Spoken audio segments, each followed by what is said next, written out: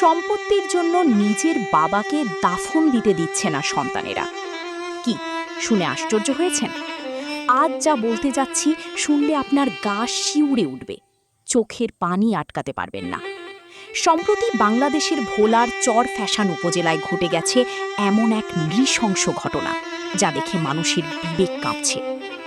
নাম তার আব্দুল জলিল পণ্ডিত। বয়স হয়েছিল, 4টি বিয়ে করেছিলেন, 2 স্ত্রী এবং 7 সন্তান জীবিত। জীবদ্দশায় তিনি তার সম্পত্তির একটা বড় অংশ ছোট স্ত্রীর মেয়ে খাদিজা আক্তার স্মৃতির নামে দলিল করে দিয়ে যান।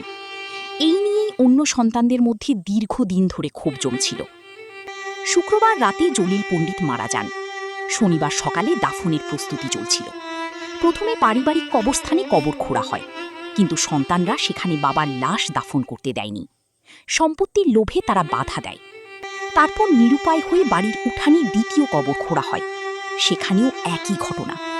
মৃত বাবার নিথর দেহ উঠানে পড়ে আছে, আর তার সন্তান ও জামাইরা মেতে উঠেছে তুমুল ঝগড়ায়, হাতাহাতিতে। একজন জামাই ক্যামেরার সামনে স্পষ্ট বলে দিয়েছে, টাকা পয়সার সমাধান না হলে লাশ মাটি দিতে দিব না।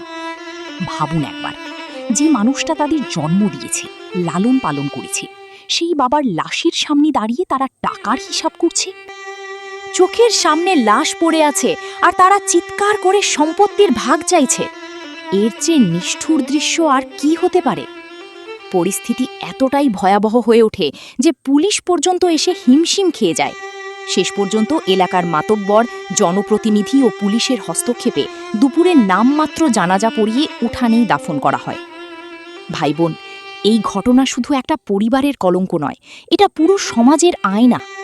টাকার লোভ মানুষকে কত নিচে নামাতে পারে তার জ্বলন্ত প্রমাণ এটা। রাসূলুল্লাহ সাল্লাল্লাহু আলাইহি ওয়াসাল্লাম আগেই সতর্ক করেছিলেন, প্রত্যেক উম্মতের জন্য একটা ফিতনা আছে, আর আমার উম্মতের সবচেয়ে বড় ফিতনা হলো ধন সম্পদ। আজ আমরা সেই ফিতনায় পড়ে নিজের বাবার লাশের সাথেও বেইমানি করছি। এই ঘটনা আমাদের শেখায়, সম্পত্তি আপনার নয়, আপনি সম্পত্তির মালিক নন। একদিন সব কিছু ছেড়ে চলে যেতে হবে। তাই জীবিত অবস্থায় সম্পত্তি ভাগ বাটোয়ারা স্পষ্ট করে রাখুন, সন্তানদের মধ্যে ভালোবাসা ও ইনসাফ কায়েম রাখুন। মৃত্যুর পর যেন কোনো মা বাবা এমন অপমান না পায়।